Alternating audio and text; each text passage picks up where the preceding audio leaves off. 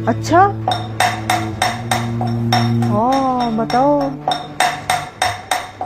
Mummy जी अम्मा आवाज दे रही है, आप देख लो जाके, मैं आटा गूंद रही हूँ। चल मेरी सास आवाज दे रही है नीचे, मैं ना नीचे जा रही हूँ। अरे कहाँ, बुढ़िया ना जीने में ना मरने में, पता नहीं कब इस मुसीबत से छुटकारा मिलेगा मुझे तो। चल बाद में बात करती हूँ मैं। ठीक है ठीक है।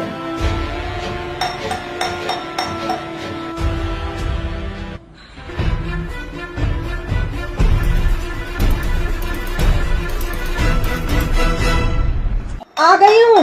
हे भगवान, कितना टॉयलेट कर रखा है, सारे में गंद मचा रखा है। बुढ़िया मर जाए तो आधा घंटा वैसे खत्म हो जाएगा इस घर का।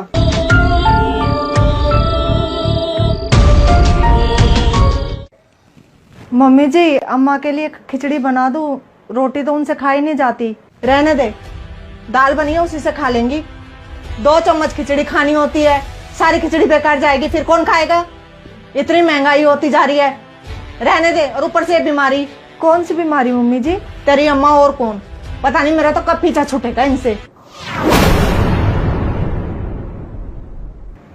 हाँ प्रिया सुन। हाँ जी मम्मी, बैठ एक बार।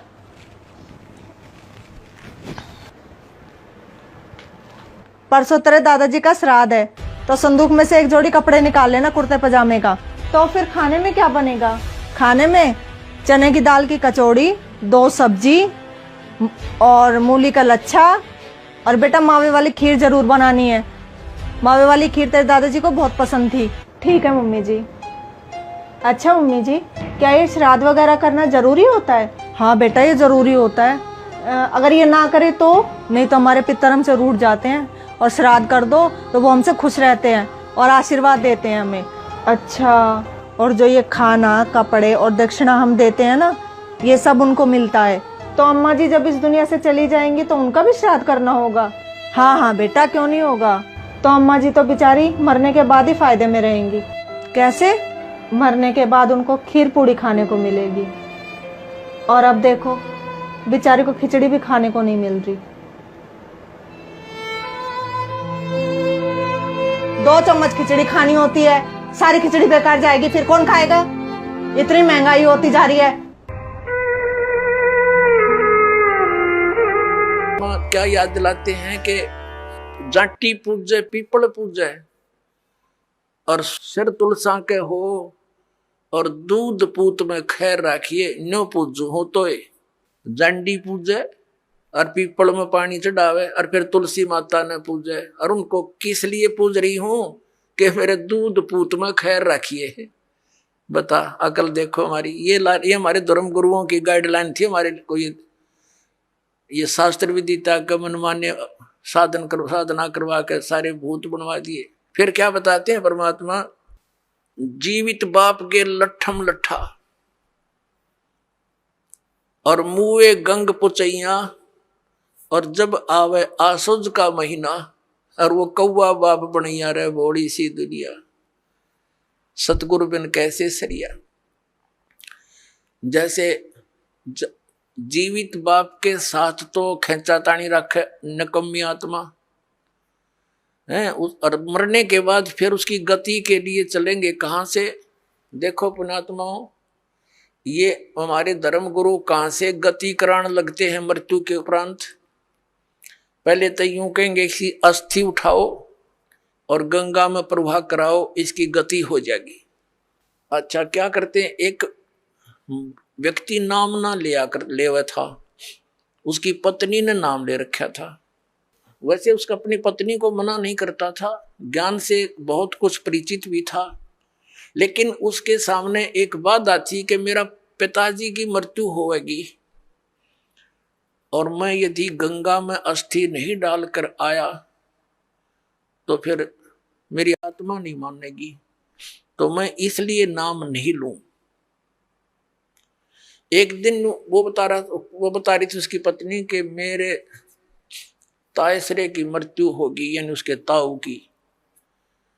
और वो लेकर गए उसकी अस्थियों को गंगा घाट पे। वहां बैठे वो पांडे, और वहां इन्होंने अपने अक्षेत्र बांट रखे हैं कि ये मेरे क्षेत्र का, ये मेरे क्षेत्र का।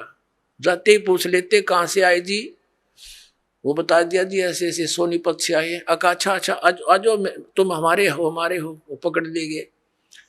तो वहां जाकर उसने देखा, खोल कर पिछला सारा इतिहास बता देते हैं। तो क्या बोले वह नो बोले, यजमान इब कद बहुत जन्माए रे तेरा गजब भयो। अब वो कह रही थी कि वो बतावा था उसका पति के मेरा माथा ठनक्या कि दुश्मन तेनू बाट देखा हम रोज मरा। नो क्या इब कद बहुत जन्माए गति कराण। तो वो कहने लगा उसके बाद मेरा वहां से मन हट गया कि वो तो हमारी सारा दिन जो है ना ये कुशोण मनावे हैं। अपने आत्माओं गति करवा दी, किस गति करवा दी के गंगा में अस्थि डलवा दी, होगी गति। फिर कह 13वीं करो। 13वीं किस लिए कि गति कराने खातिर।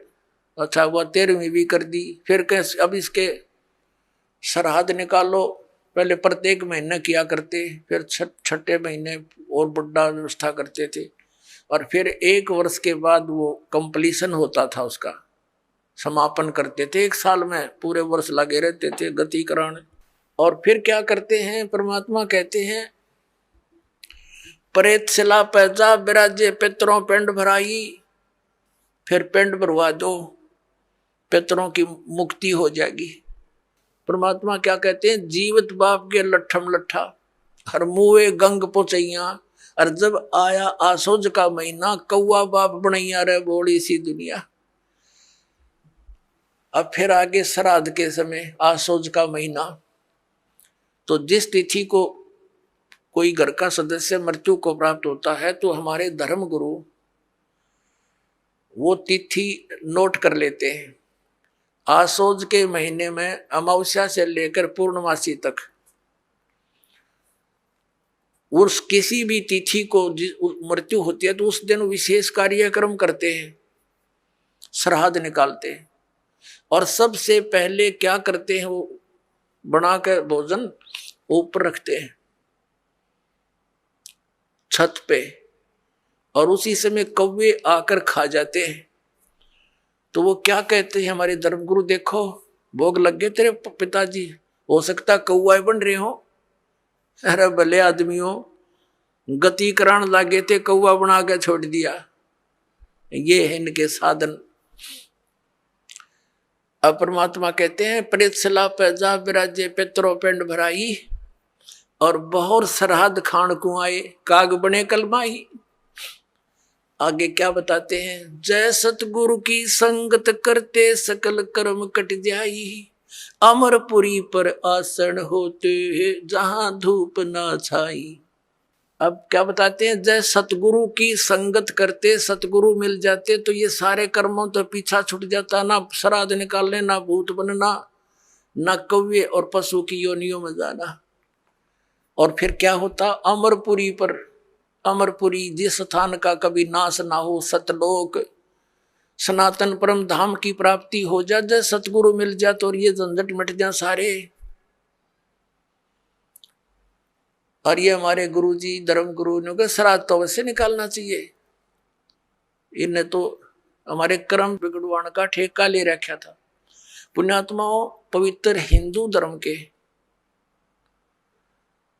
जो सदग्रंथ हैं, पवित्र 4 वेद और पवित्र श्रीमद् भगवत गीता, और 5वां वेद जो परमात्मा कबीर जी की वाणी जो उनके मुख कमल से बोला गया, उसमें कंप्लीट ज्ञान है, सभी सदग्रंथों का सारांश है। वो तो इनके हाथ नहीं लगा, क्योंकि उन्होंने इन संस्कृत के ज्ञाताओं ने वो तो रिजेक्ट कर रखा था। कबीर साहब की वाणी तो एक अशिक्षित की वाणी है, इस करके वो हमारे पास, हमारे तक नहीं आने दिया। तो इनमें जो पुराण है, ये पुराण क्या चीज है, ये 4 वेद, उन 4 वेदों का सारांश श्रीमद् भगवत गीता। लेकिन श्रीमद् भगवत गीता में कुछ अटकल युद्ध कराने के लिए इस काल भगवान ने लगाई है, वो अलग से दिखाई देती है। और जो वेदों से मेल खाता वो गीता जी का ज्ञान खरा है, बिल्कुल सत्य है, क्योंकि वो वेद ज्ञान गॉड गिवन है, परमात्मा का दिया हुआ है। तो हमने परमात्मा के आदेश का पालन करना है।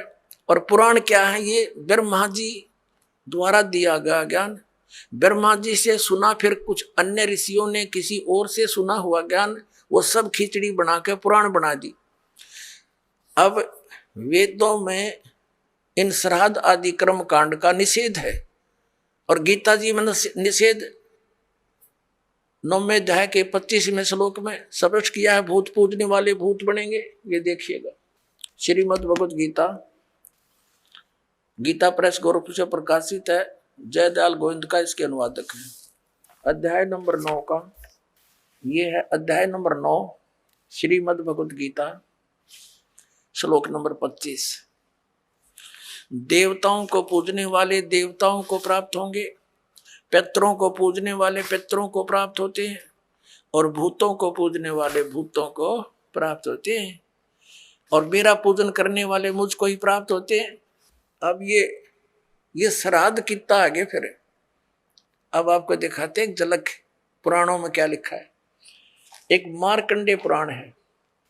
एक रुचि नाम के ब्राह्मण थे, ऋषि, और उसने वेदों को समझा पढ़ा। ये ज्ञानी आत्मा थे कि मनुष्य जीवन केवल मोक्ष प्राप्ति के लिए प्राप्त होता है, इसलिए उसने ना तो विवाह कराया, ब्रह्मचारी पद पर रहते हुए 40 वर्ष की उम्र होगी थी, और अपना जंगल में वन में रहता था, कोई मकान झोंपड़ी भी नहीं डाल रखी थी। ये सोच करके मोक्ष प्राप्ति करानी है, क्या संग्रह करना है, 2 दिन का जीवन है। अब वो वेदों अनुसार साधना कर रहा था, रुचि ऋषि, और उसके जो पिताजी, दादाजी, परदादाजी, चौथा दादाजी वो मर चुके थे, वह भूत बन रहे थे, और वह भी ऋषि थे, ब्राह्मण थे। उनने भी ये कर्म कांड करे और करवाए थे, तो भूता बनेंगे वह। तो वो चारों दिखाई दिए और कहा, बेटा तूने विवाह क्यों नहीं करवाया, विवाह करवा के तुम हमारा श्राद्ध करता है और हमारी गति हो जाती। अब रुचि कहने लगा कि पितामहो, वेद में तो ये मना कर रखा है, ये श्राद्ध श्रुद्ध निकालना, ये कर्म कांड करना, ये तो मूर्खों का मार्ग है। और वो पितर भी कहते हैं, बेटा है तो ऐसा ही, इसमें कोई संदेह नहीं, मिथ्या नहीं है, सच्चाई है, लेकिन हमारा क्या होगा, अब तुम बाढ़ में जाओ, थारा क्या होगा, आप मरे, अरे पुत्र और मरवाने के लिए तैयार करे। या देखो मार्कंडेय पुराण, ये गीता प्रेस गोरखपुर से प्रकाशित है। गीता प्रेस गोरखपुर से प्रकाशित है। ये गीता प्रेस गोरखपुर से प्रकाशित है। ये 242 पृष्ठ पे संक्षिप्त मार्कंडेय पुराण, रोचे मुनि की उत्पत्ति कथा। मार्कंडेय जी कहते हैं कि ब्राह्मण, पूर्व काल की बात है, प्रजापति रुचि ममता और अहंकार से रहित इस पृथ्वी पर विचरते थे। उन्हें किसी से भय नहीं था, वे बहुत कम सोते थे। उन्होंने न तो अग्नि की स्थापना की थी, न अपने लिए घर ही बना रखा था। वे एक बार भोजन करते और बिना आश्रम के ही रहते थे। उन्हें सब प्रकार की आसक्तियों से रहित एवं मुनिवर्ती में देख उनके पितरों ने उनसे कहा, ये देखिए, ये चारों आगे भूत बन रहे, ये देखो, ये रुचि ऋषि है, ये इनके पहले बने हुए वो पंडित जी सारे भूत पूज का भूत बन गए। अब ये दिख गए इसने सारे इकट्ठे। पितर बोले, बेटा विवाह स्वर्ग और अपवर्ग का हेतु होने के कारण एक पुण्यमय कार्य है। ये तो इन पितरों के वचन हैं, ये तो पितरों के वचन है जो अपनी सलाह दे रहे हैं। अब देखना, उसे तुमने क्यों नहीं किया। ग्रस्त पुरुष समस्त देवताओं, पितरों, ऋषियों और अतिथियों की पूजा करके पुण्यमय लोकों को प्राप्त करता है। वह सभा के उच्चारण से देवताओं को, शब्द से पितरों को तथा अन्नदान, बलि, वैष्णदेव आदि से भूत आदि प्राणियों एवं अतिथियों को उनका भाग समर्पित करता है। बेटा हम ऐसा मानते हैं कि गृहस्थ आश्रम को स्वीकार न करने पर तुम्हें इस जीवन में कलेश पर कलेश उठाना पड़ेगा तथा मृत्यु के बाद और दूसरे जन्म में भी कलेश ही भोगना पड़ेगा। रुचि ने कहा, पितरगण, परिग्रह मात्र ही अत्यंत दुख एवं पाप का कारण होता है तथा उसे मनुष्य की अधोगति होती है, उससे मनुष्य की अधोगति होती है। यही सोचकर मैंने पहले से स्त्री संग्रह नहीं किया। अब यहां देखो, पितर बोले, बेटा जितेंद्रिय होकर आत्मा का प्रक्षालन करना उचित है, किंतु तुम जिस मार्ग पर चल रहे हो वह मोक्ष मार्ग है। बता, इसने तो घटिया मान रहे मोक्ष मार्ग ने कि तुम जो कर्म कर रहे हो जिस मार्ग पर चले तो मोक्ष मार्ग है। हरि हम बतावांगे पितृवृंद का मार्ग। देखिए, रुचि ने पूछा, पितामहो, वेद में कर्म मार्ग को अविद्या कहा गया है, जो तुम सलाह दे रहे हो वो कर्म कांड, श्राद्ध श्रूद निकालना, पितृ पूजना, वो तो मूर्खों की विद्या, अविद्या का है, मूर्खों का सलाह कही है। फिर क्यों आप लोग मुझे उस मार्ग में लगाते हैं? पितृ भी कहते हैं, पितृ बोले, यह सत्य है कि कर्म को अविद्या ही कहा गया है, इसमें तनिक भी मिथ्या नहीं। फिर थारा शर बच गया, फिर क्या रह गया बता भाई? ये हमारे पुराणों में लिखा है। अब इस बात को पितृ भी मानते हैं। आप जो साधना करें तो मोक्ष मार्ग है, और आप फिर उसको सलाह दे रहे हैं भूत पूज, श्राद्ध निकाल, ब्याह करवा, और यो नरक मार्ग है। और आप भी मानते हैं कि आप जो मार्ग अपना रहे हो तो मोक्ष मार्ग है। और रुचि कहता है वेद के अंदर तो इसको अविद्या, मूर्खों की साधना बताई है, तो पितृ भूत पूजना, श्राद्ध निकालना, और पितृ स्वीकार भी कर रहे हैं, कहा ऐसा ही है, इसमें कोई मिथ्या नहीं। फिर ये बकवाद गट रखी, अगर में ऐसा कर लो, पितृ ऐसा कर देते हैं, पितृ पुत्र दे देते हैं, टट्टू दे देते हैं, अपा भूखे मरे, बतावे हम मूर्ख बना रखा है।